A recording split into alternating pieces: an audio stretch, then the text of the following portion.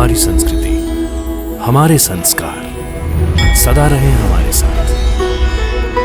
भारत की पुरातन गाथाएं और महान संतों की वाणी। सब्सक्राइब करें तिलक कथाएं।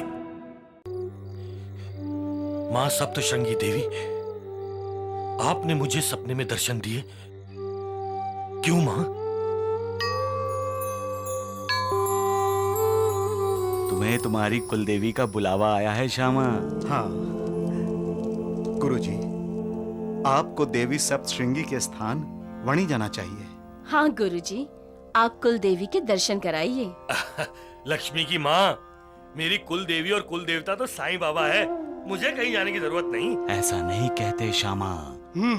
अरे तुम्हारी कुलदेवी ने तुम्हें सपने में आकर कहा कि तुम्हें उनके पास जाना चाहिए, तो तुम्हें जाना चाहिए। देखिए देवा, मैं आपको छोड़कर कहीं नहीं जाऊंगा। वणी यहाँ से दूर नहीं है गुरुजी। अरे भाई, लोग तो अहमदनगर से चले आते हैं कुलदेवी के दर्शन करने के लिए। कुछ भी हो बाबा, मैंने आपके दर्शन कर लिए, समझो मैंने कुल देवी के दर्शन कर लिए। श्यामा, जिद नहीं करते। अरे तुम्हारी कोई मन्नत होगी जो तुम्हें पूरी करनी होगी, इसलिए तो देवी माँ ने खुद सपने में आकर तुम्हें दर्शन दिए। अरे मैंने कोई मन्नत नहीं मांगी है देवा। लेकिन सप्तशृंगी देवी के दर्शन का कोई ना कोई मतलब तो होगा। कुछ ना कुछ संकेत तो देवी ने दिया होगा। हाँ, बिल्कुल ठीक कह रही है लक्ष्मी की माँ। तुम अभी इसी वक्त वणी चले जाओ। अरे आप जाओ। मुझे वणी क्यों भेजना चाहते हैं? अरे सबका मालिक एक।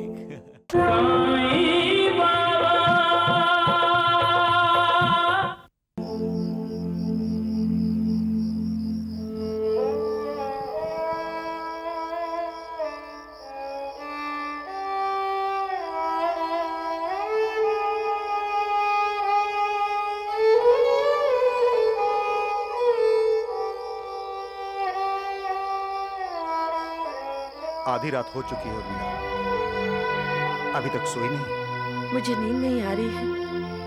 बाहर तो अंधेरा बहुत है। क्या देख रही हो? मैं इसी अंधेरे को घूर रही हूँ। अब ये अंधेरा मुझे अपना कोई रिश्तेदार नजर आता है। वो क्यों? बिल्कुल ऐसा ही अंधेरा मेरे मन में छाया हुआ है। इस अंधेरे ने मेरे भविष्य को निगल लिया है और ये अंधेरा अब मुझे भी निगल जाएगा। ऐसा कभी नहीं होगा उर्मिला। उजाला आते ही अंधेरे का नामो निशान मिट जाएगा। हमारी जिंदगी में भी सूर्योदय होगा। कब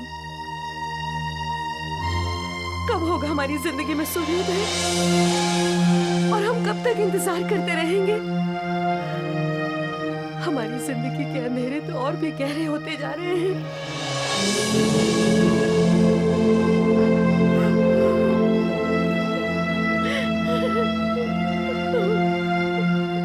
उर्मिला, शंकर बता रहा था कि अहमदनगर में एक तेजस्वी साधु आया है। हम उसके दर्शन करेंगे और आशीर्वाद मांगेंगे। नहीं, मैं नहीं जाऊंगी। क्या तुम्हारा साधु संतों पर विश्वास नहीं रहा? साधु संतों के पास जाकर आशीर्वाद लेने का मतलब है अपनी सोनी कोख का ढिंढोरा पूरे गांव में पीटना। नहीं, मैं नहीं जाऊंगी। क्यों? अब भगवान ही नहीं चाहते कि मैं माँ बनूं, तो ये साधु क्या करेगा? सिर्फ मुझ पर तरस खाएगा, दया की भीख देगा। और आज तक कितने साधुओं के पास हम गए हैं, कितनों के आशीर्वाद लिए हैं, कितनों के आगे गिड़गिड़ाए, लेकिन क्या हुआ? कुछ नहीं। मैं मां नहीं बनी, मेरी सुनी को सुनी रह गई। मुझे भगवान सामने मिलेंगे तो मैं पूछूंगी कि मुझे मां नहीं बनाना था तो औरत क्यों बनाया? मालसपति, जब कोई मालिक को दोष देता है, उसे गुनहगार बताता है, तो मुझे दुख होता है। मालसपति,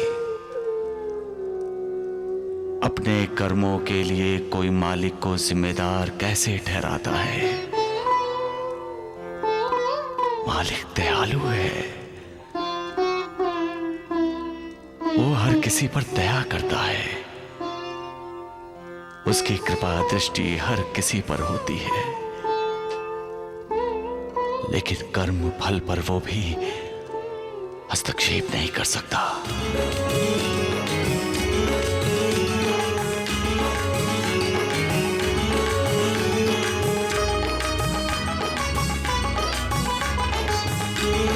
अरे उर्मिला, तुम वैसे सबकी गोद भराई में तो आती रहती हो, लेकिन तुम्हारी गोद भराई में कब बुलाओगी हमें? हाँ,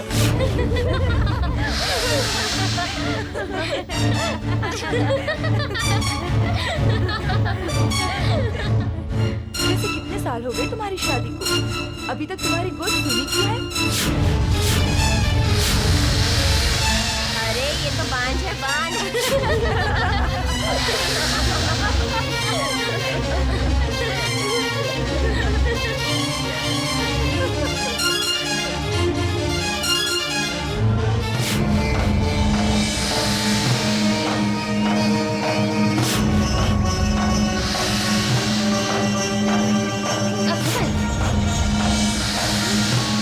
ये माल तुमको क्या हो गया?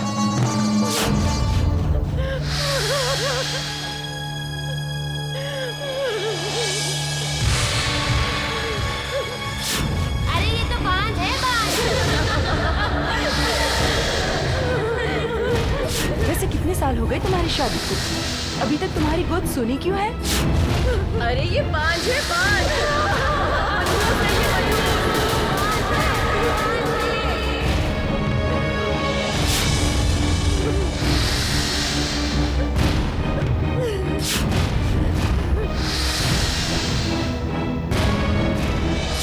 उर्मिला, जी, आ गए आप? लो, ये रख लो। ये क्या है? जहर।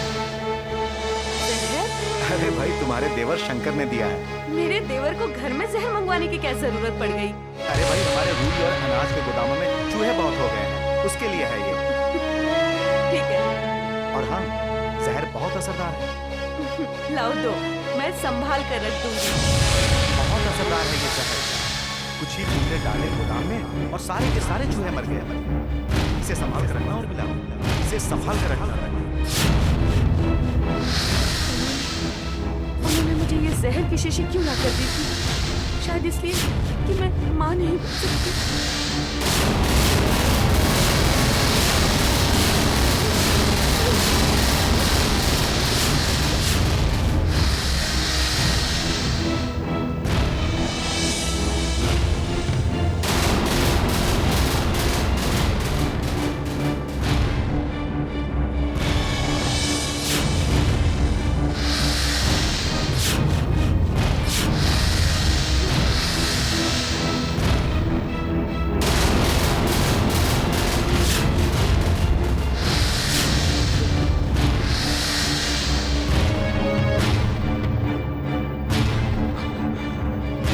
दामुअन्ना, कहाँ हो तुम?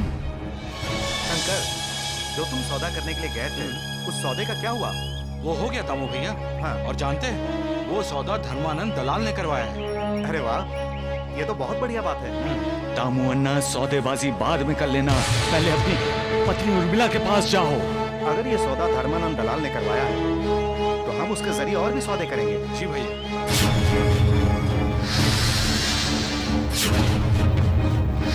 अरे यहाँ क्यों बैठे हो? अपनी पत्नी को बचाओ, नहीं तो वो जहर पी लेगी। गोदामों की क्या हालत है? चूहे तो अब नहीं रहे ना। अगर हमें चूहों को हमेशा के लिए खत्म करना है, तो फिर हमें गोदामों में एक बार और जहर छिड़कवानी पड़ेगी।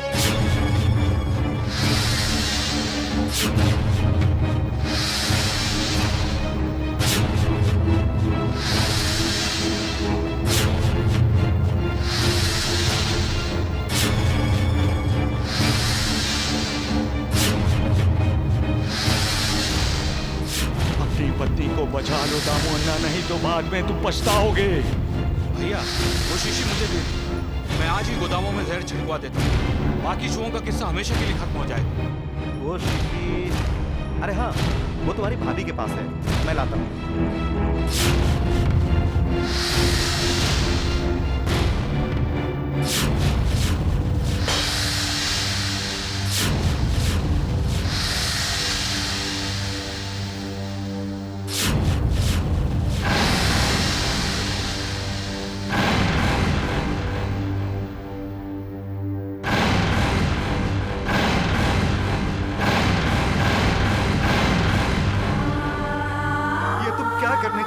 उर्मिला,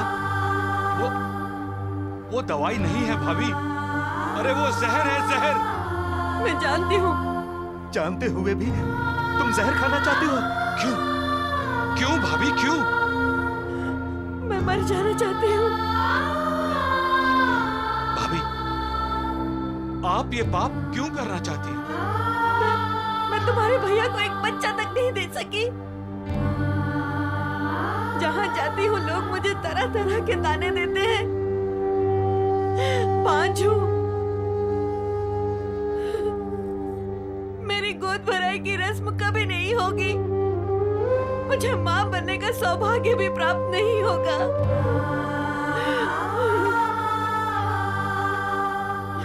तो फिर क्या फायदा इस जिंदगी का? खत्म कर दूंगी मैं अपनी जिंदगी। इसीलिए मर जाना चाहती हूँ। अब मर जाने दीजिए मुझे। मर जाने दीजिए। उर्मिला, भगवान पर भरोसा रखो। उसके घर में देर है पर अंधेर नहीं। वो बहुत तैयार है। वो हम पर कृपा जरूर करेंगे।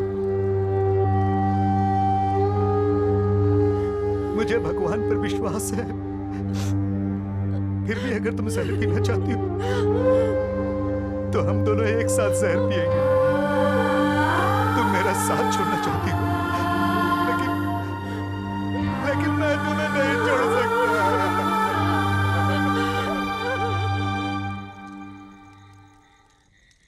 महालसापति, जी साईनाथ। जहर का मतलब क्या है?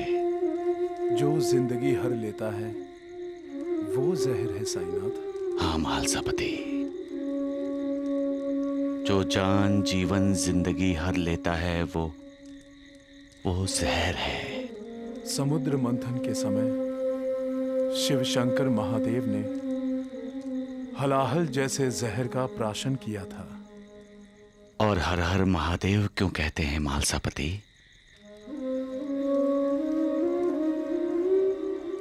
हलाहल जैसे भयंकर विष महादेव शिवशंकर ने हर लिया।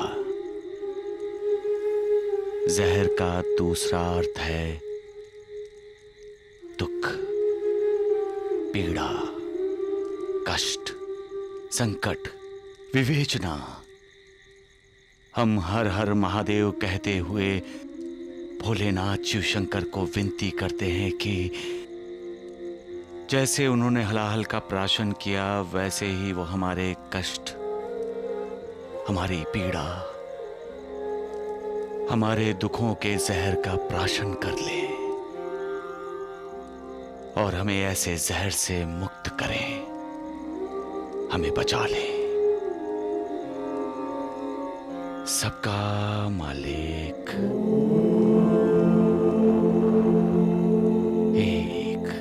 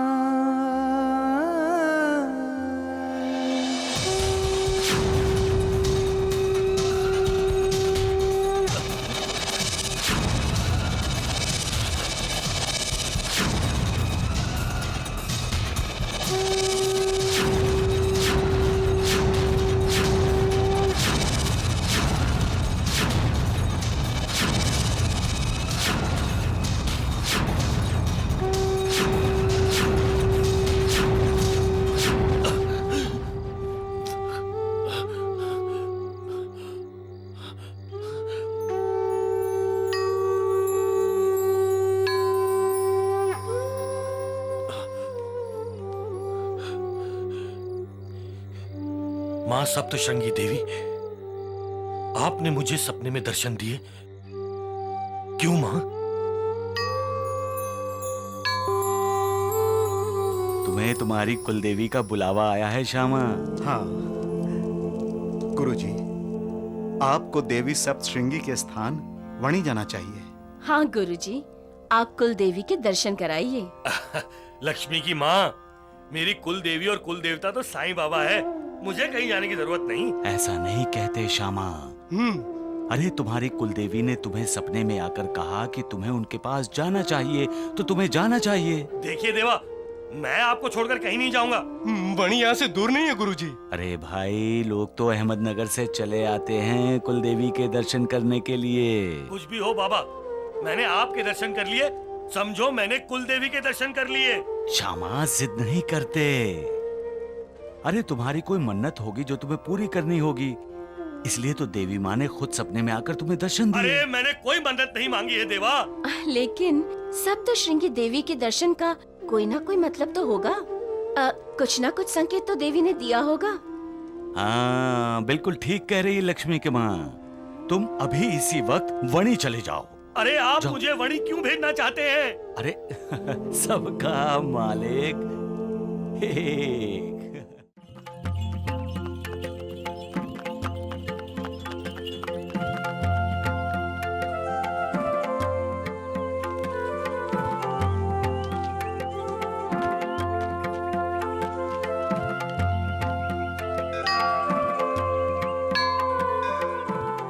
यही वणी है उर्मिला।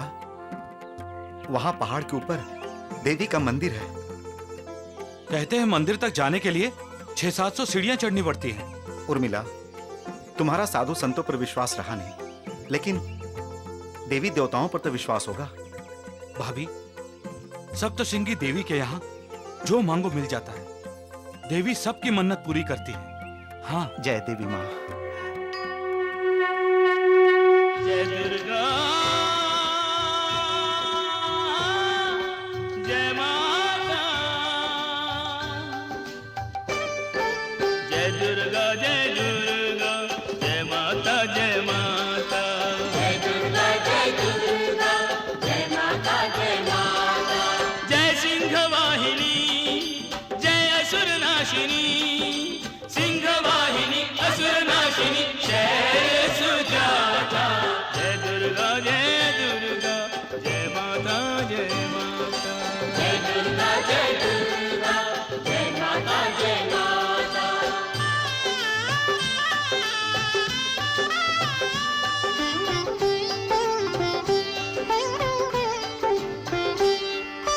आद्या शक्ति अजन्मा अभिनव रूप धरे, दिव्यायुध संयुक्ता भय दुख दूर करे।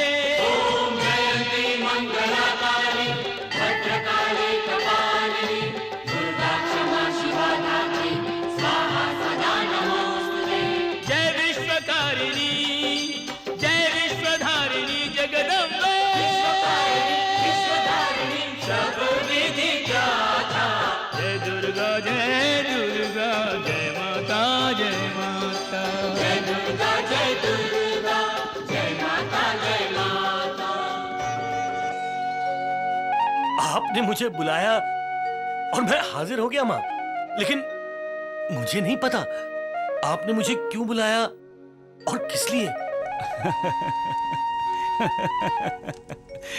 मालिक की लीला कोई नहीं जान सकता। सप्तश्रृंगी माँ के दर्शनों के लिए लोग दूर दूर से यहाँ आते हैं। जी, आप कहाँ से आए हैं? शिरडी से। और आप? अहमदनगर से। लोग तो अहमदनगर से चले आते हैं कुलदेवी के दर्शन करने के लिए। अच्छा, साईं बाबा ने इनके लिए मुझे भेजा है यहाँ पे। श्यामा, ये तो तुम्हें जानना ही था, क्योंकि तुम्हारे और मेरे 72 जन्मों के संबंध हैं। यहाँ आकर लोग अपना दुख भूल जाते हैं, क्योंकि वो अपने दुखों का बोझ माता के चरणों में रख देते हैं। लेकिन आपके चेहरे से लग रहा है कि आपका दुख हल्का नहीं हुआ।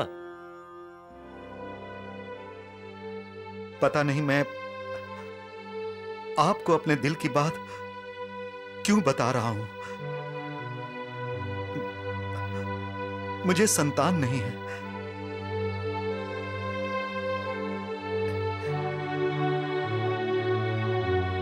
ये मेरी पत्नी है उर्मिला। हमारी शादी को बहुत साल हो गए, लेकिन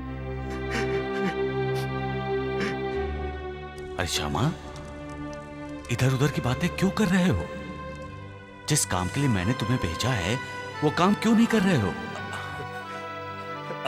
हम दोनों ने अपना अपना परिचय तो दिया नहीं। मैं माधवराव देशपांडे। जी मैं दामू अण्णा कासार अहमदनगर में रहता हूँ। रुई और अनाज का सौदागर हूँ। यह है मेरी पत्नी उर्मिला। नमस्ते। और यह है मेरा छोटा भाई शंकर। नमस्ते। वो इनकी जी नहीं, वो हमारी नौकरानी है। दामू अन्ना जी, जी आप मेरी एक बात मानेंगे? जी कहिए। आप अभी मेरे साथ शिरडी चलिए। शिरडी क्यों? साईं बाबा के दर्शनों के लिए। साईं बाबा? साईं बाबा शिरडी के चलते बोलते देव हैं, विठोबा है, श्री राम है, वो ईश्वर है, मालिक है, भगवान है वो। शिरडी आज तीर्थ क्षेत्र बन गया है उनके कारण। शिरडी ही पंढरपुर है, काशी है। जिस चीज पर उनकी कृपा हुई है उसका उद्धार हुआ है। दामू अन्ना, आपका भी उद्धार होगा। एक बार आपने साईं बाबा के दर्शन कर लिए तो आपको ऐसा लगेगा जैसे आपने साक्षात भगवान के दर्शन कर लिए।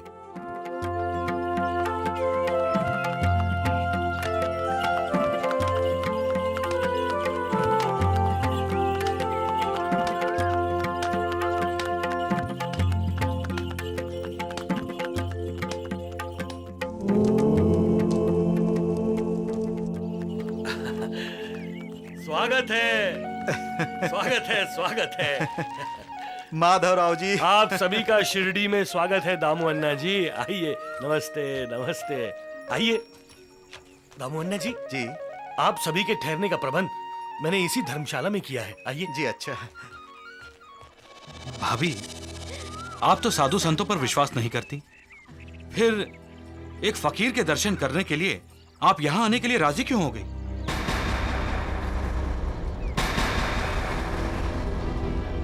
जैसे हमारा अनाज का दलाल है ना धर्मानंद, वैसे ही मुझे ये माधवराव साईं बाबा का दलाल लगता है, जो पैसे वाले लोगों को बहलाता फुसलाता है और साईं बाबा के पास ले जाता है।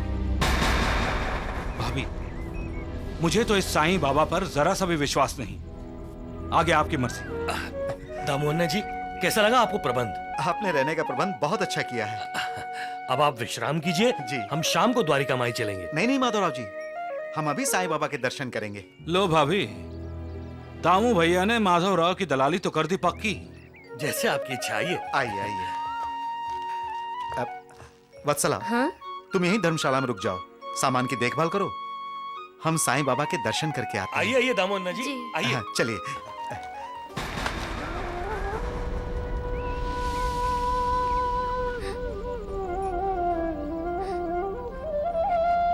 हे साईं बाबा, कितनी बदनसीब हूँ मैं।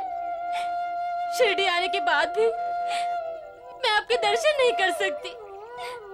मुझे क्षमा कीजिए साईं बाबा, और मेरा प्रणाम यहीं से स्वीकार कीजिए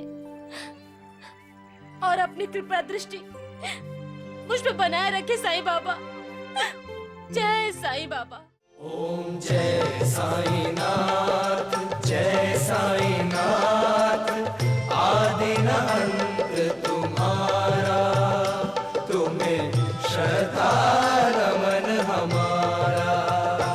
ओम जय साईनाथ, जय साईनाथ। आदि अनंत तुम्हारा, तुम्हें श्रद्धा नमन हमारा। धरती पर रहकर प्रभु तुमने तन अंबर तक विस्तारा। ओम जय साईनाथ, जय साईनाथ। आदि अनंत तुम्हारा, तुम्हें श्रद्धा नमन हमारा।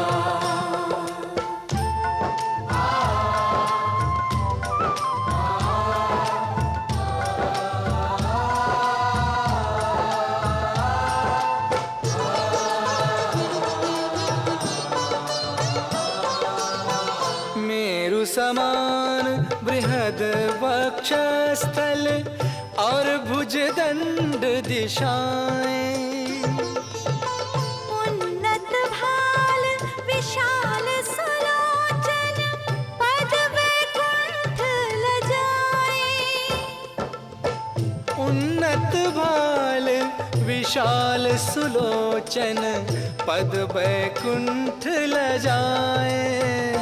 प्रभु तुम हो जहाँ रहता है वहाँ उजियारा है उजियारा।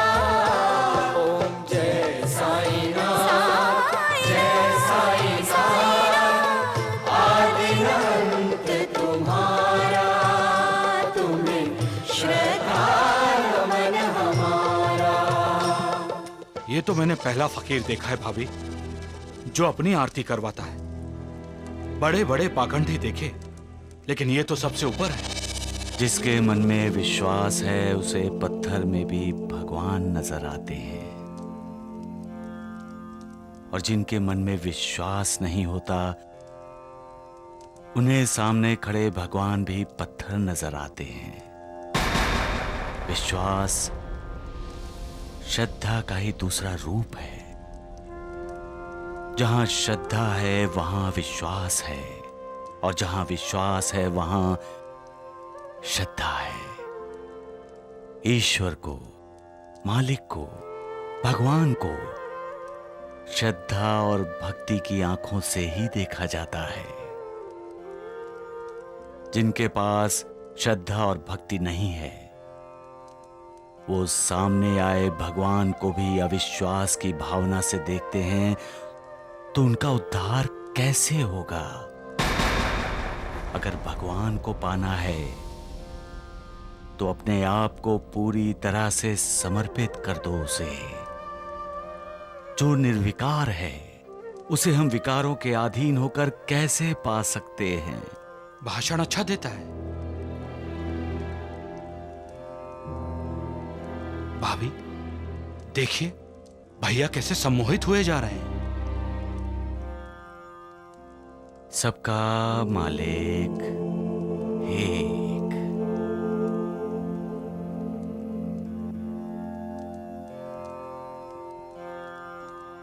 श्यामा,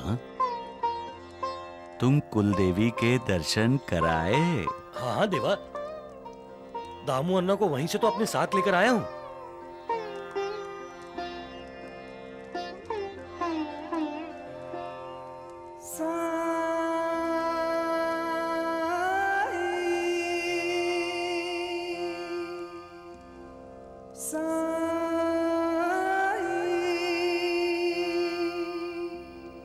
साईं बाबा,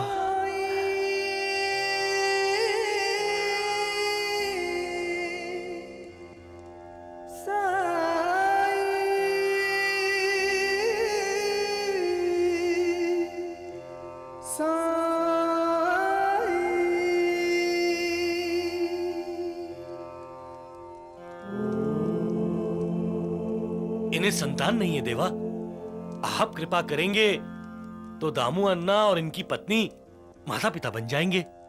लेकिन श्यामा, लेकिन नहीं देवा, आपने मुझे वणी भेजा, मैं गया। मैं आपकी हर आज्ञा का पालन करता हूँ। आपको भी अपने भक्त की एक छोटी सी विनती स्वीकार करनी होगी। एक भक्त का अपने भगवान पर इतना हक तो बनता है ना देवा। क्यों साईनाथ के गले पड़ रहे हो गुरुजी? देखा देवा, देखा, सबको लग रहा है कि मैं आपके गले पड़ रहा हूँ। किसी को कुछ समझ नहीं आ रहा हो, लेकिन मैं जानता हूँ। ये दामू अन्ना बड़ी उम्मीद लेकर आपके पास आए हैं। इन्हें और इनकी पत्नी को प्रसाद दीजिए, दीजिए ना साईनाथ। हाँ बाबा, अपने भक्त की लाज रख लीजिए। साईं राम साईं श्याम दुख भंजन तेरो नाम। साईं राम साईं श्याम दुख भंजन तेरो नाम। सुख धाम धन धाम साईं राम साईं श्याम गुण धाम यश धाम साईं राम साईं श्याम। ओ भक्त वत्सल दीन बंधु बाबा तुझे प्रणाम।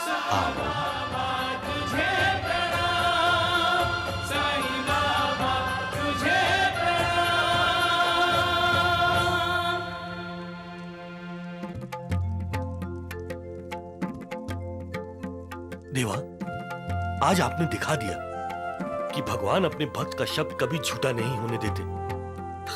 आपको कोटि कोटि प्रणाम देवा, कोटि कोटि प्रणाम। दामू अन्ना, आप लोग बहुत भाग्यशाली हैं जो आप लोगों को साईं बाबा का कृपा प्रसाद मिला है।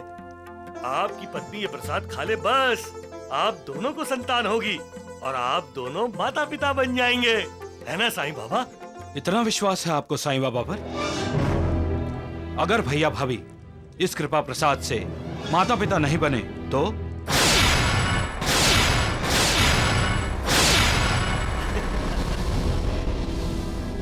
यदि इस प्रसाद से तुम्हारे भैया भाभी माता पिता नहीं बने तो ये माधवराव देशपांडे, इस देवा का श्यामा, उसी पल से अपने 72 जन्मों का संबंध साईं बाबा से तोड़ लेगा। लेकिन श्यामा,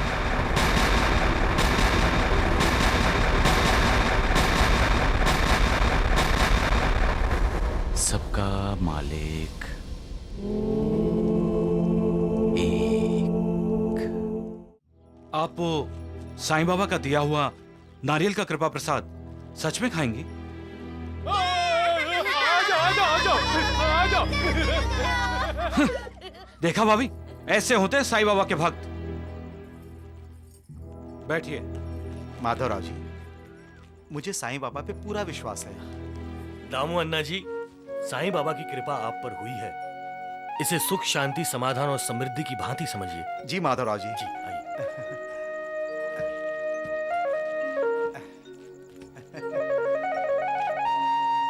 जय साईनाथ।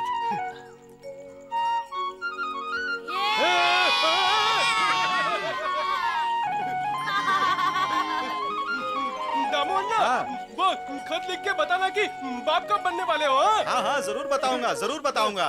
खत जरूर लिखिएगा, हाँ हाँ, भूलिएगा नहीं। और लड्डू भेजना, लड्डू। हाँ, जय साईनाथ। जय साईनाथ। अरे माधवराव जी, हम लोग चलेंगे अहमदनगर दामू अन्ना के घर लड्डू खाने। दामू अन्ना बाप बनने वाले हैं, बाप बनने वाले।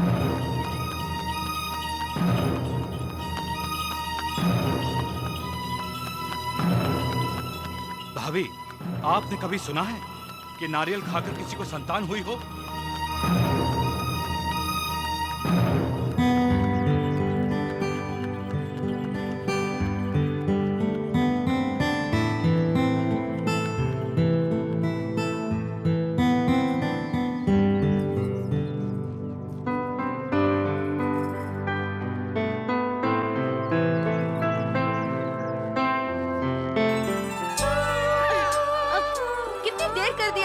आपके बच्चे ने रो रो के मेरे नाक में दम कर दिया। लीजिए, संभालिए इसे, संभालिए इसे। रोने का नहीं, रो नहीं, चुप हो जाओ। भैया, आपने तो इस सामान को ऐसे पकड़ा जैसे बच्चे को पकड़ते हैं। अभी से बच्चे के ख्वाब देखने लगे क्या? जय साईं बाबा। इंसान कभी निराशा और दुख की अपेक्षा नहीं करता, वो सुखी रहना चाहता है। हर कोई इस आशा पर जीता है कि उसका जीवन सफल हो, सुफल हो। लेकिन सुख इंसान के दिल में छुपा होता है। सुख इंसान की संतुष्टि पर निर्भर होता है। इंसान के मन में जब किसी चीज के लिए अभिलाषा जागती है तो अभिलाषा के साथ साथ उसके दिल में असंतोष भी पैदा होता है। यही असंतोष उसे दुखी बनाता है। यही असंतोष उसे निराश कर देता है। जो ख्वाबों में रहते हैं वो निराश होते हैं और निराश के साथ साथ दुखी भी होते हैं। इसलिए ख्वाबों में नहीं रहना चाहिए। जिंदगी और ख्वाब में बहुत फर्क है। जिंदगी हकीकत है, वास्तव है। ख्वाब वहम है, भ्रम है। साईनाथ, ये सब जानते हुए भी इंसान ख्वाब क्यों देखता है?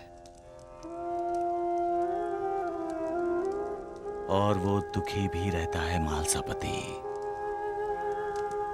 इंसान को ये जान लेना जरूरी है कि हम जो सोचते हैं जरूरी नहीं वो हमेशा सच ही हो। कभी कभी तो वो नहीं होता जो हम सोचते हैं। मालिक ने किसके भविष्य में क्या लिखा है कोई नहीं पढ़ सकता। सबका मालिक एक। वत्सला जी तुम्हें घर जाने के लिए 7 दिन की छुट्टी चाहिए थी ना? जी ठीक है, तुम आज ही चली जाओ। ठीक है जी। अच्छा सुनो, हाँ ये देखो नारियल, ये साईं बाबा का कृपा प्रसाद है। क्या है? कृपा प्रसाद। ये नारियल खाने से मैं माँ बन जाऊंगी। अब नारियल खाकर बच्चे होने लगेंगे। सब पाखंड है। अच्छा सुन, ये ले ले, पकड़ इसे।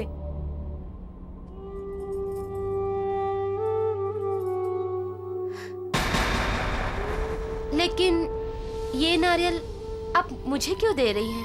फेंकने के लिए।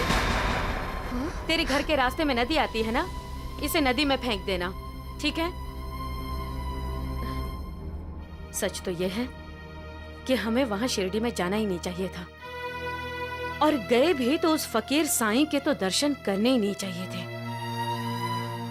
लेकिन क्या करें, हुआ वही जो हमेशा से होता आया है, मेरे स्त्रीत्व का अपमान। ठीक है, जा इसे फेंक देना। अच्छा सुन जी। ये बात किसी को कहना मत। कौन सी बात? अरे यही कि मैंने तुझे नारियल नदी में फेंकने के लिए दिया है। जी ठीक है, जा। सबका मालिक एक। तो भाग्य का खेल बड़ा विचित्र होता है मालसापति। एक दिन में राजा को रंक और रंक को राजा बना देता है। भाग्य से बड़ा कोई नहीं। लेकिन देवा, आज आप बात बात पर हंस क्यों रहे हैं?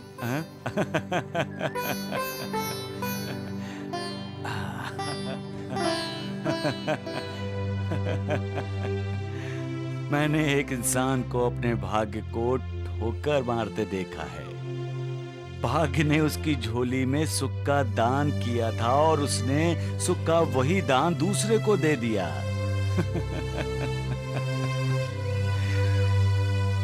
जब दुख पलड़े में आता है तो इंसान अपने आप को बदनसीब क्यों कहता है? क्यों रोता है वो? क्यों मालिक को दोष देता है? इंसान ये क्यों भूल जाता है कि दोष उसका है, अपराधी वो खुद है।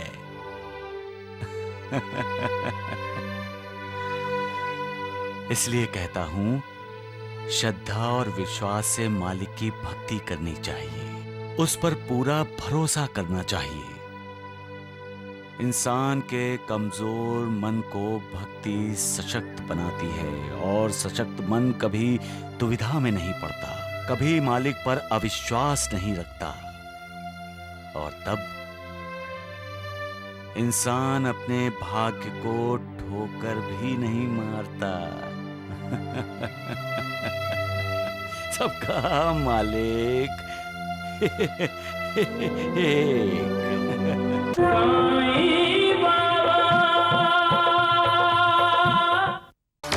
आपको एक बार साईं बाबा से मिलना चाहिए गुरुजी।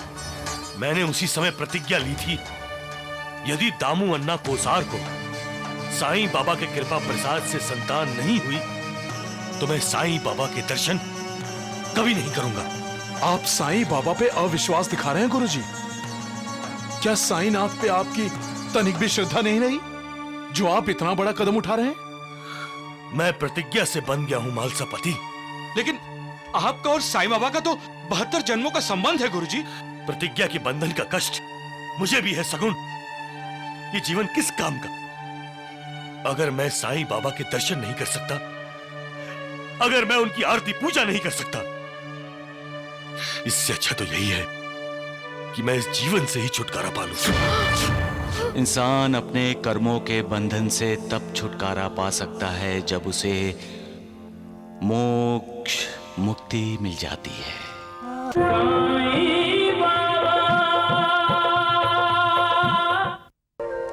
आपके दिल में क्या है देवा? हम तुम्हारे दिल की बात कर रहे थे श्यामा, और तुम मेरे दिल की हालत पूछ रहे हो। इधर उधर की बात मत कीजिए आप, साफ साफ बताइए, अहमदनगर की दामू अन्ना की पत्नी को बच्चा होने वाला है या नहीं? ये मैं कैसे बता सकता हूँ श्यामा? आप सब कुछ बता सकते हैं, लेकिन बताना नहीं चाहते। अरे महालसापति, जरा इन्हें समझाओ। मुझे समझाने की जरूरत नहीं है देवा, मैं सब जानता हूँ। आप जानबूझकर अनजान बन रहे हैं। उस दिन नानावली ने दामू अन्ना के बारे में बात छेड़ी थी, हाँ? लेकिन आपने कुछ नहीं बताया। वो दामू अन्ना रहता है अहमदनगर में, और मैं यहाँ रहता हूँ शिरडी में। शिरडी से कहीं बाहर गया हूँ मैं। नाटक तो बढ़िया कर लेते हैं आप, ये मैं जानता हूँ, लेकिन अगर आप शिरडी के बाहर नहीं गए तो आपको कैसे पता कि दामू अन्ना कोसार वणी में सप्तभृंगी देवी माता के दर्शन करने आने वाले हैं? बताइए। शांत हो जाइए गुरुजी, शांत हो जाइए। अरे देवा ही मुझे आसान करते हैं मालसापति, और फिर तुरंत मदद करके सब ठीक भी कर देते हैं। अरे मुझे बेचैन देखकर इन्हें आनंद मिलता है। श्यामा, गुस्सा छोड़ दो। तुम गुस्से में हो इसलिए तुम भूल गए हो कि कर्म पथ रहस्यों से भरा हुआ है। इंसान का दायां हाथ जो काम करता है, कभी कभी बाएं हाथ को भी उसका पता नहीं चलता। फिर भी तुम मुझे दोष दे रहे हो। लगता है आप मुझसे तंग आ गए हैं, इसलिए मुझसे छुटकारा पाना चाहते हैं। देवा, मैं आप ही का भक्त हूँ, आप ही की तरह सच बोलता हूँ, कभी झूठ नहीं बोलता। मैं अपनी बात दोहराता हूँ, दामू अन्ना कोसार को पुत्र लाभ नहीं हुआ तो मैं आपके दर्शन करने कभी नहीं आऊंगा। कभी नहीं आऊंगा आपके दर्शन करने, कभी नहीं आऊंगा। रुक जाओ श्यामा, श्यामा रुक जाओ।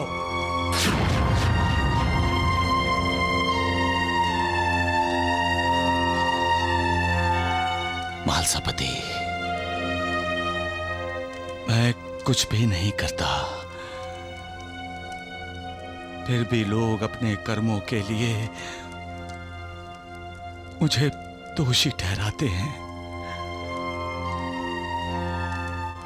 हर किसी को अपने कर्मों का फल भुगतना पड़ता है। सबका मालिक एक। उर्मिला, अरे आप मंडी नहीं गए? मैं तो मंडी जा ही रहा था कि माधव जी का खत मिला। क्या लिखा है? आदरणीय दामू अन्ना कोसार जी, सादर नमस्कार। विनंती विशेष, आपकी तरफ से मुझे कोई खुशखबरी नहीं मिली, इसलिए ये खत लिख रहा हूं। साईं बाबा के कृपा प्रसाद से आपको बच्चे की आहट तो जरूर लगी होगी। कृपया खत लिखकर बताइए। बड़ों को प्रणाम, छोटों को आशीर्वाद। आपका मित्र माधवराव देशपांडे। अब मैं उन्हें खत लिखूंगा। क्या लिखेंगे? यही कि हम तुम माँ बाप बनेंगे। झूठ लिखेंगे? झूठ? हाँ, मैं कोई मां नहीं बनने वाली। लेकिन तुम तो आप भी ना सपने देखते रहे कि साईं बाबा के दर्शन करने से हम माता पिता बन सकते हैं, लेकिन ये असलियत नहीं है। एक नारियल खाने से कभी किसी को संतान हुई है क्या? सब ढोंग है, पाखंड है, कुछ नहीं हुआ है। हमारी भावनाओं के साथ खिलवाड़ किया गया है। साईं बाबा और माधव राव जैसे लोग आप जैसे भोले लोगों को फंसा रहे हैं। मैं पहले की ही उर्मिला हूँ। मेरी कोख में कोई बच्चा नहीं है। हमारा उपहास किया गया है। मुझे नहीं लगता कि मैं कभी माँ बन पाऊंगी। माधवराव और साईं बाबा, तुम दोनों ने मिलकर हमें धोखा दिया है। हमारी भावनाओं के साथ खेला है तुमने। आपने हमारे जख्मों पर नमक छिड़का है, हमारा उपहास उड़ाया है आपने। साईं बाबा ढोंगी है, पाखंडी है। मेरी पत्नी उर्मिला मां नहीं बनने वाली। हम जैसे बिना संतान वाले लोगों को नारियल देकर उन्हें और दुखी मत कीजिए। बस आपसे मुझे अब कोई संबंध नहीं रखना है। आप मुझसे संपर्क करने की कोशिश भी ना करें। आपके बहकावे में आया दुर्भाग्यशाली दामू अण्णा।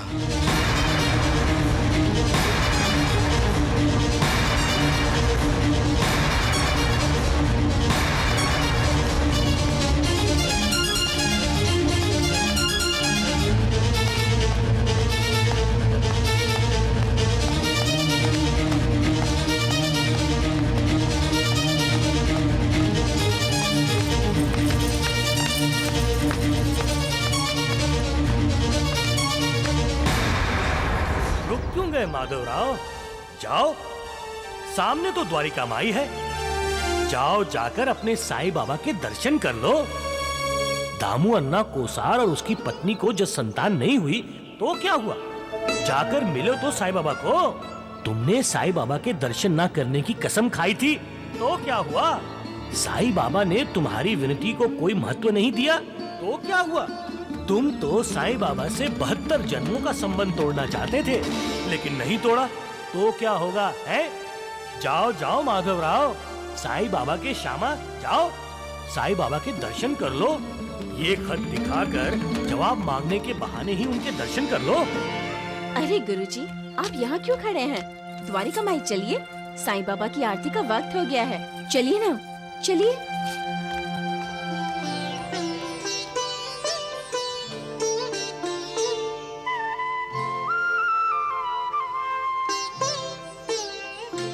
ओम जय साईनाथ, जय साईनाथ। आदि न अंत तुम्हारा, तुम्हें श्रद्धा नमन हमारा। ओम जय साईनाथ, जय साईनाथ। आदि अनंत तुम्हारा, तुम्हें श्रद्धा नमन हमारा। धरती पर रहकर प्रभु तुमने तन अंबर तक विस्तारा। ओम जय साईनाथ, जय साईनाथ। आदि अनंत तुम्हारा, तुम्हें श्रद्धा नमन हमारा।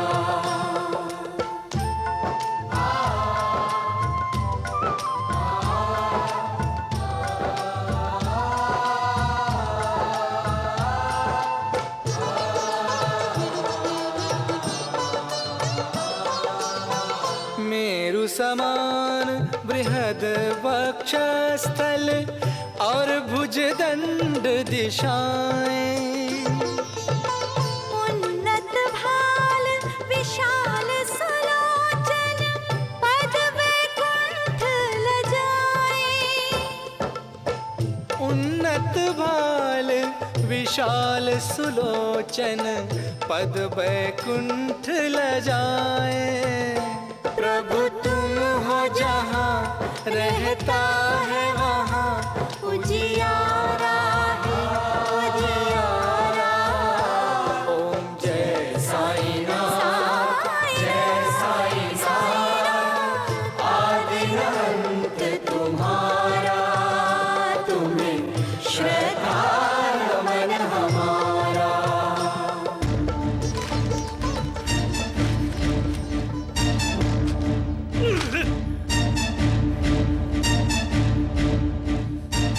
भक्त अपनी भक्ति की वजह से इतनी ऊंचाई पर पहुंच जाता है कि भगवान और भक्त में कोई अंतर ही नहीं रहता। ऐसे भक्त भगवान का महात्म्य बढ़ाते हैं। और ऐसे भक्तों को दर्शन देने के लिए भगवान भी बेचैन होते हैं। भक्ति में इतनी महान शक्ति है कि कभी कभी भगवान को भी भक्त की बात सुनने के लिए मजबूर कर देती है। भक्त जब रूठ जाता है तो भगवान उसे मनाते हैं, और जब वो जिद करता है तब भगवान उसकी जिद भी पूरी करते हैं। लेकिन भक्त और भगवान में विश्वास का जो रिश्ता है, जब उसे ठेस पहुंचती है तब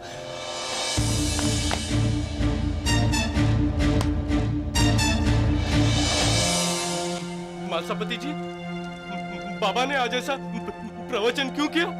साईं बाबा आज मायूस लग रहे हैं। मालसापति जी, गुरुजी आज दिखाई नहीं दे रहे। वो आए तो थे, मैंने उन्हें द्वारिका माई के बाहर खड़े हुए देखा है।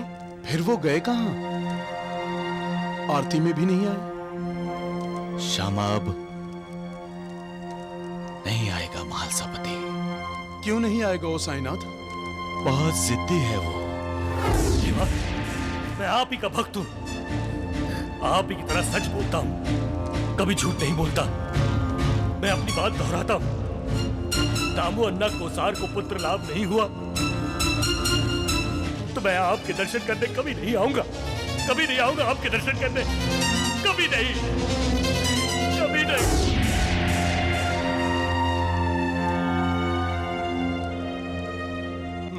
ये कैसे हो सकता है? बाबा का आशीर्वाद व्यर्थ कैसे हो सकते हैं? अनबन तो होती ही है मालसापति। गुरु और शिष्यों में, माँ बाप और बच्चों में, परिवार में, मित्रों में, रिश्तेदारों में अनबन होती रहती है। वैसे भक्त और भगवान में भी अनबन होती है। श्यामा मुझसे रूठ गया है, उसके विश्वास को ठेस पहुंची है। लेकिन एक बात वो भूल गया है कि उन्हीं को कोई नहीं टाल सकता, मैं भी नहीं। सबका मालिक एक।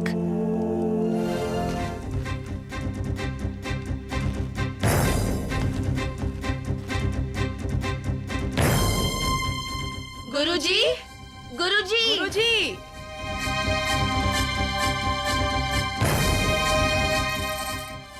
भाभी,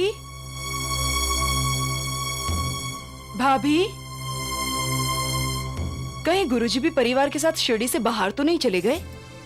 नहीं नूर, साईं बाबा की आज्ञा के बिना गुरुजी कभी कहीं नहीं जाते। गुरुजी को आरती के लिए आना चाहिए था। हाँ, साईं बाबा उनके बिना उदास थे नूर। लक्ष्मी की माँ, हाँ, साईं बाबा मालिक हैं, और मालिक से ऐसे व्यवहार की गुरुजी से बिल्कुल उम्मीद नहीं थी। गुरुजी तो दुर्भाग्यशाली हैं। मालिक के सामने होते हुए भी वो मालिक से मिल नहीं सकते और ना ही उनसे बात कर सकते हैं नूर। चलो।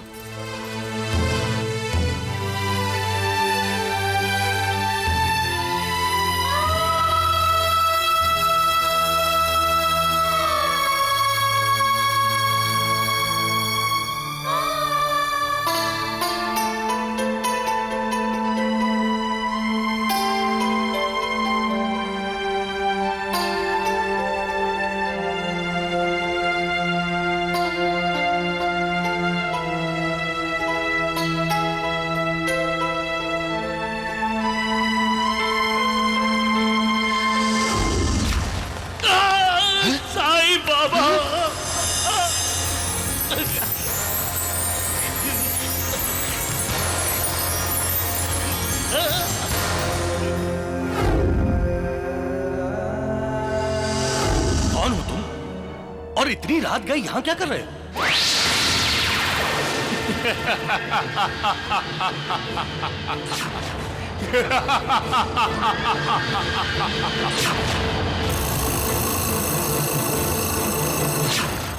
ऊदी नहीं तो क्या, ये मिट्टी तो है।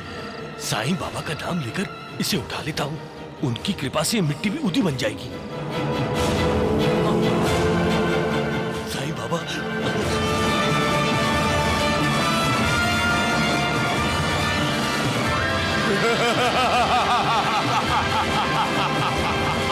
जय साईनाथ।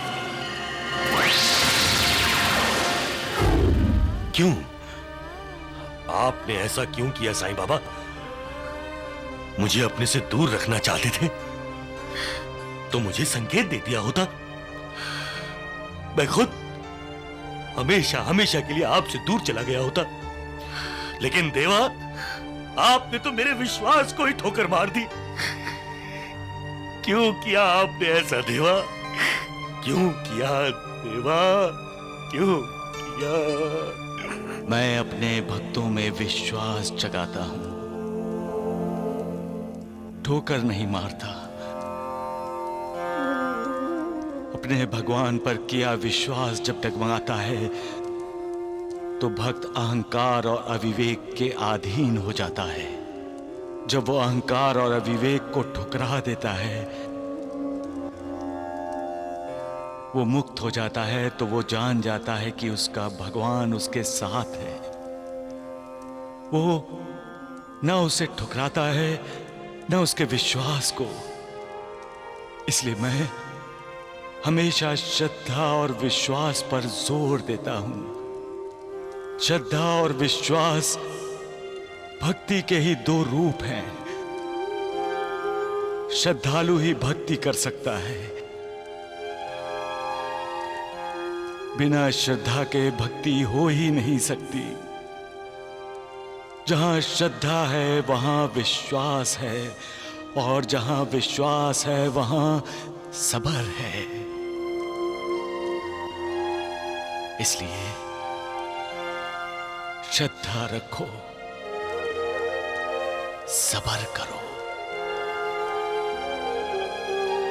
श्रद्धा और सबरी। गुरुजी को आरती के लिए आना चाहिए था।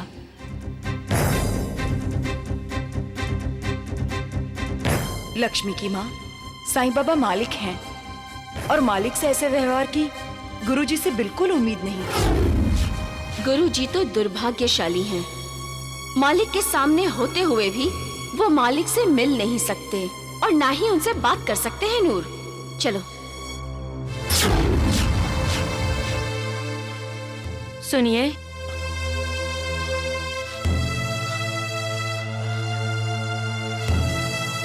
आपके लिए शीरा बनाया है, खा लीजिए।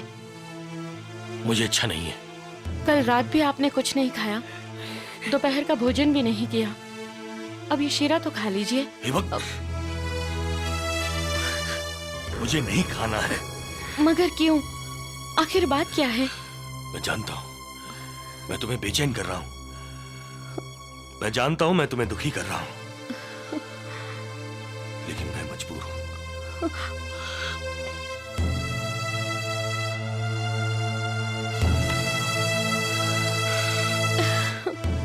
आप नहीं, तुम्हें मेरे लिए भोजन बनाने की कोई जरूरत नहीं। आज से ना मैं कुछ खाऊंगा ना बूंद पानी पीऊंगा। अब मैं अपना ये जीवन समाप्त करना चाहता हूं।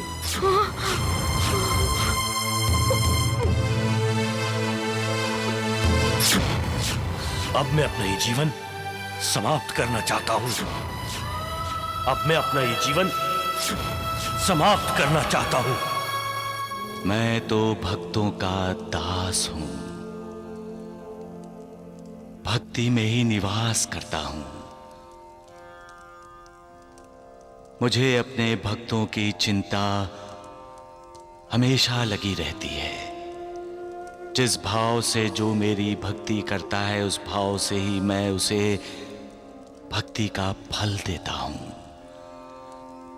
जो अनन्य भाव से मेरी शरण में आता है, मैं उसका उद्धार करता हूं। मेरा भक्त मुझसे कितनी भी दूर हो, उसकी सहायता के लिए मैं तुरंत पहुंच जाता हूं।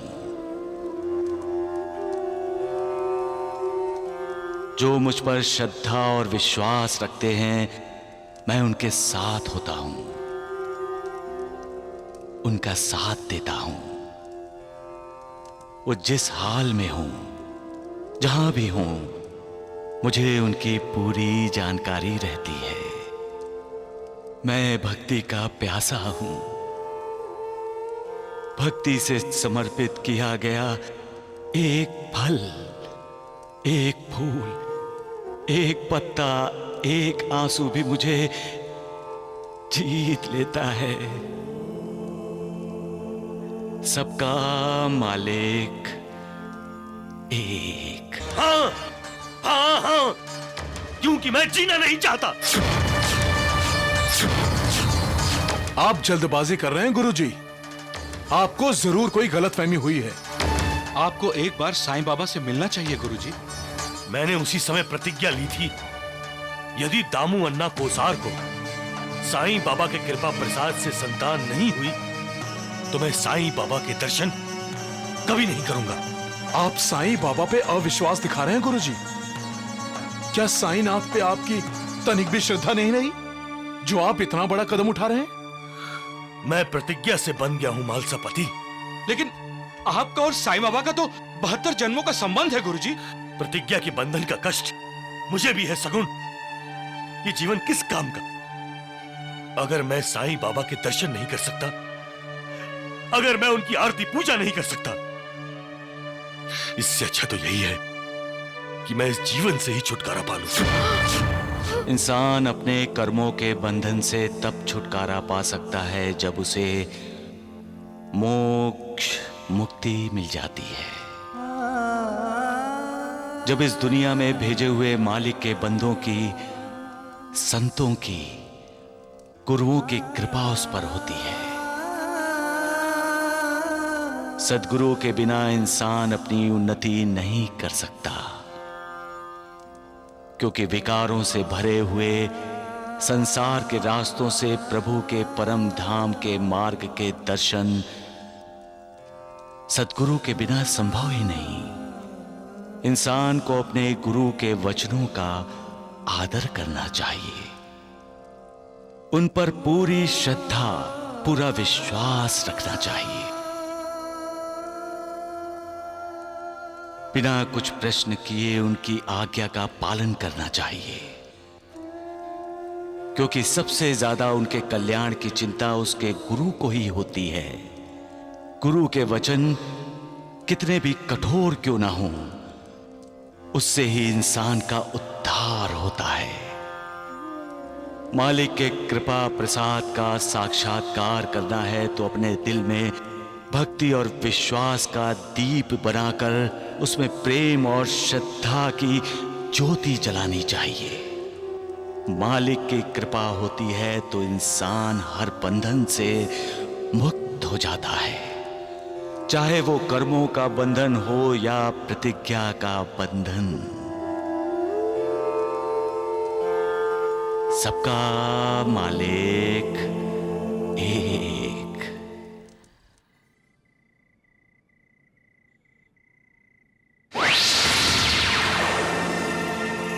श्यामा, तुम मुझे मिलने नहीं आते, इसलिए मुझे आना पड़ा।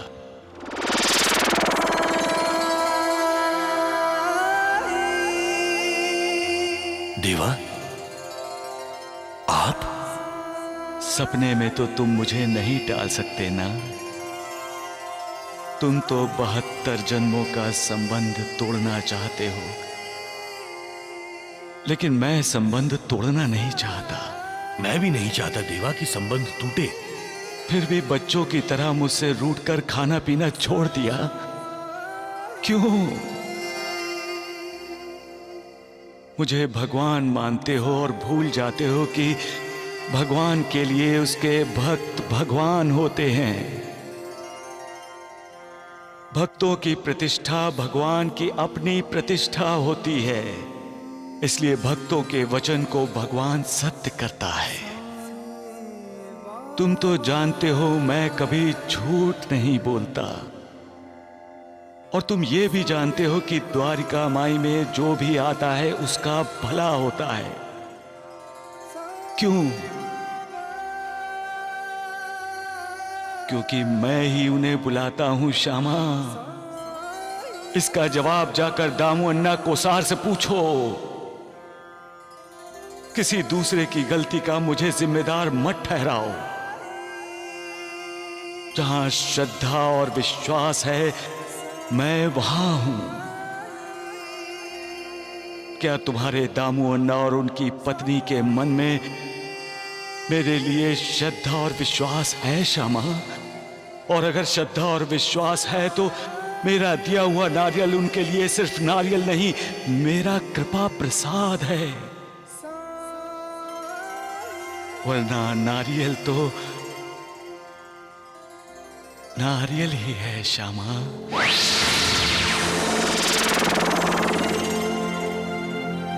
साईं बाबा, बाबा, देवा, देवा, बाबा, क्या हुआ गुरुजी? मैं ही मूर्ख हूं जो अपने भगवान पर अविश्वास दिखा रहा था, लेकिन अब मैं अपनी भूल सुधारना चाहता हूं। मैं कल ही अहमदनगर जाऊंगा दामू अन्ना कोसार से मिलने। दामू अन्ना, दामू अन्ना, अरे कोई है? अरे बाहर आइए। अरे गुरुजी, आप? अगर आपने मुझे बता दिया होता तो मैं आपको लेने अवश्य आता। जब मुझसे संबंध तोड़ ही दिए तो फिर ये मेहमान नवाजी का नाटक क्यों? जो मेरे साईं बाबा पे अंधविश्वास दिखाता है उसके साथ मैं कोई संबंध नहीं रखता। अरे आपकी वजह से मैंने अपने भगवान पर अंधविश्वास दिखाया दामू अन्ना, आपकी वजह से। मैं सिर्फ इतना जानने आया हूँ कि साईं बाबा ने जो आपको कृपा प्रसाद दिया उसका क्या किया आपने? वो नारियल तो उर्मिला ने खाया गुरुजी। अगर भाभी जी ने साईं बाबा का कृपा प्रसाद खा लिया होता तो आपके घर में बच्चे की आहट लग चुकी होती दामू अन्ना। तो क्या मैं झूठ बोल रहा हूँ गुरुजी? हाँ, आप झूठ बोल रहे हैं। माधवराव जी, आप हमारे भैया का अपमान कर रहे हैं और हमसे हमारे भैया का अपमान बर्दाश्त नहीं होगा। और मैं साईं बाबा का अपमान बर्दाश्त नहीं कर सकता। साईं बाबा कभी झूठ नहीं बोलते दामू अन्ना।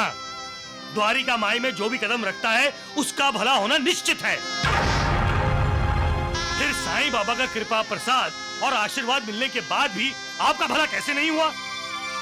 बताइए दामू अन्ना, बताइए। उस नारियल का क्या किया आपने दामू अन्ना? अरे मैं तो दावे के साथ कह सकता हूँ कि भाभी जी ने वो कृपा प्रसाद खाया ही नहीं। क्या किया उस नारियल का भाभी जी आपने? बताइए। मैंने वो नारियल नौकरानी वत्सला को नदी में फेंकने के लिए दिया था।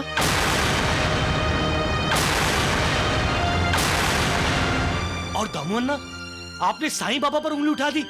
अरे साईं बाबा का आशीर्वाद कभी व्यर्थ नहीं जाता।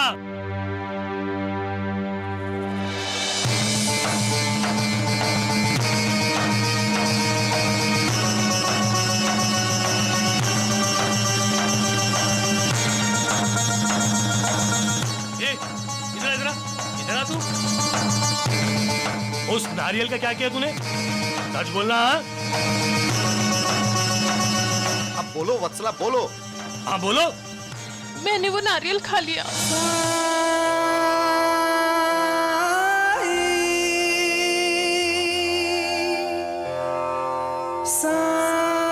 गुरुजी, मेरी भी शादी को कई साल हो गए और अब तक मुझे भी कोई संतान नहीं है। इसलिए मैंने सोचा क्यों न इस नारियल को फेंकने के बजाय मैं खा लूं। और मैंने ये नारियल बड़ी श्रद्धा से खाया है। और अगर श्रद्धा और विश्वास है तो मेरा दिया हुआ नारियल उनके लिए सिर्फ नारियल नहीं, मेरा कृपा प्रसाद है। और गुरुजी, साईं बाबा की कृपा हुई और मैं माँ बनने वाली हूँ।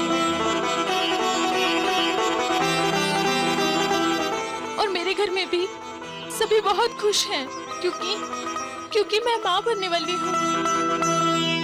मैं माँ बनने वाली हूँ गुरुजी, मैं माँ बनने वाली हूँ। वाह साईं बाबा वाह, आपकी लीला अगाध है साईं बाबा, अगाध है।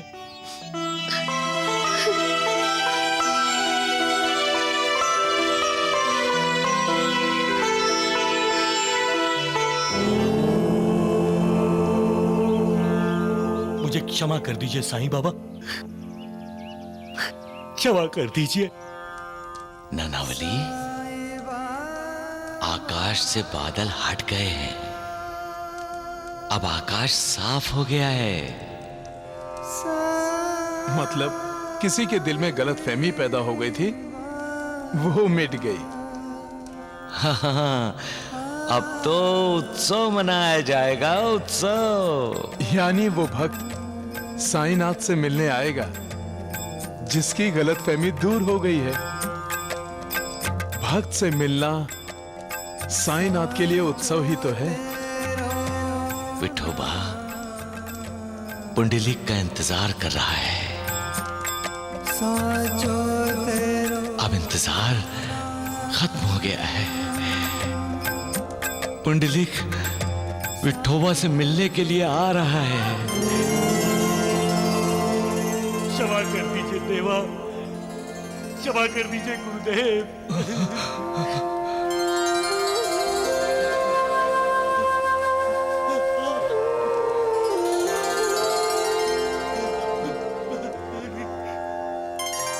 नानावली, विठोबा और पुंडरी की मुलाकात हो गई।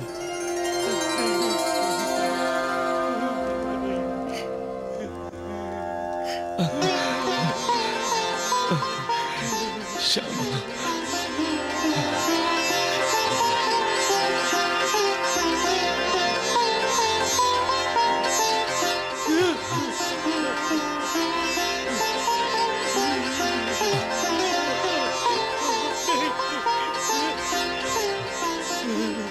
मुझसे बहुत बड़ी गलती हो गई देवा। गलती की है तो सुधारो उसे। लक्ष्मी की माँ, जी बाबा। चटनी और भाकर की रोटी लाओ। मेरे श्यामा ने कुछ दिनों से खाया तक नहीं है। आपने भी कहाँ खाना खाया है बाबा? आप खाना क्यों नहीं खा रहे थे? मैंने व्रत रखा था श्यामा कि जब तक तुम मुझसे मिलने नहीं आओगे मैं खाना नहीं खाऊंगा। और मैं नहीं आता तो? अरे कैसे नहीं आते तुम? मैं तुम्हें घसीट कर ले आता।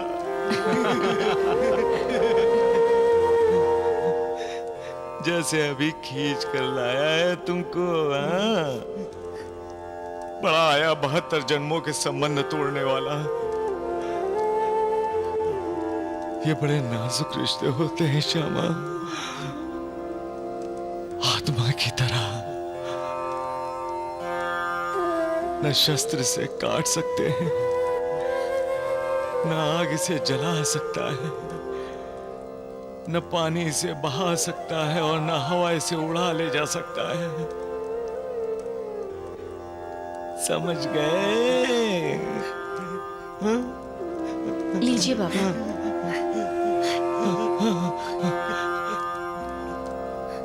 खाओ श्यामा, खाओ। अरे भूखे पेट नहीं रहना चाहिए।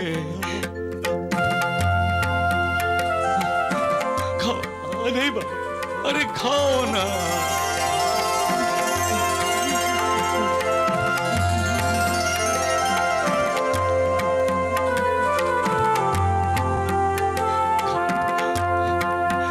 आप भी तो भूखे हैं, आप भी खाइए, लीजिए। जय जय सूर्यनायक जन सुखदायक प्रणतपाल भगवंता, ओझे जहितकारी जय असुरारी सिंधु सुता प्रिय बंदा, आनन सुर धरनी अद्भुत करनी मर्म न जानई कोई, जो सहज कृपाला दीन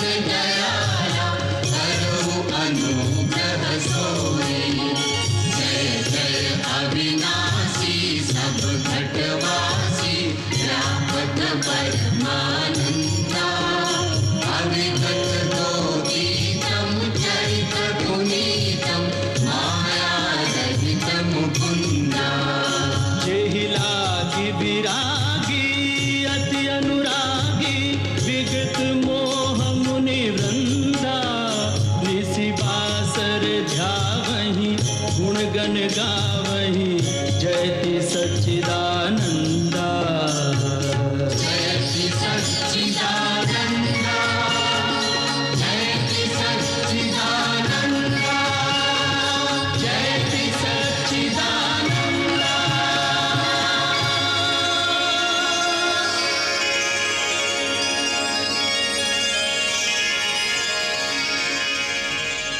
मालसापति जी, बहुत दिनों बाद आज बाबा खुश हुए हैं।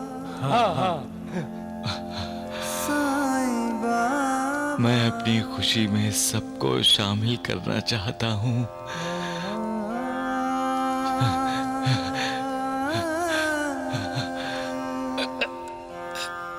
श्यामा, ये राले आम की टोकरी लाया है,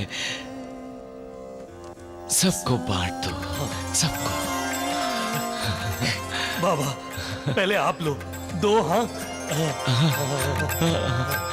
बाबा, आप तो सारे आम बांट देंगे, हैं? बाबा वो दो आम हमें दो ना। नहीं नानावली, ये आम किसी की अमानत है।